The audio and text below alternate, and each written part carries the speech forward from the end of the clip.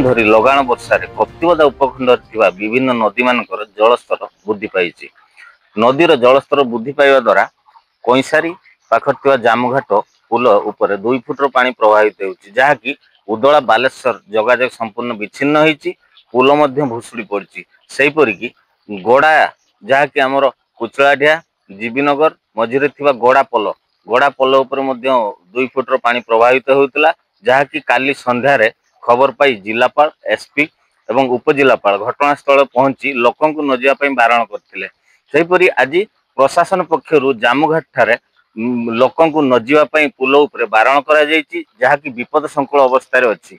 जामुघाट पुल भांगी जीवा फल बनिया बहुत असुविधार सम्मुखीन होचे। उदला जावाई बहुत असुविधा होची।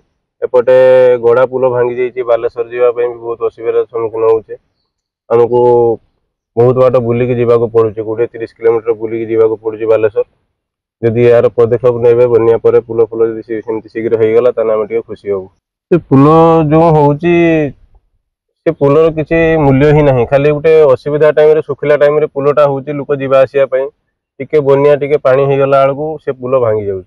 बारंबार ये सब असुविधा भीतर सरकार जो खर्च गुड़ा करुछन सेडा सब फालतू खर्च होउची। सब बन्या होरी असुविधा हे जीवो, काहे ना असुविधार सम्मुखीन हेबे समस्ते। तबे आगकू जदि लगाण वर्षा जारी रुहे उपखंड बेहाल हवा सह नदी मानकर जलस्तर आहुरी वृद्धि पाइबा संगे संगे बन्या परिस्थिति मध्य सृष्टि हबो।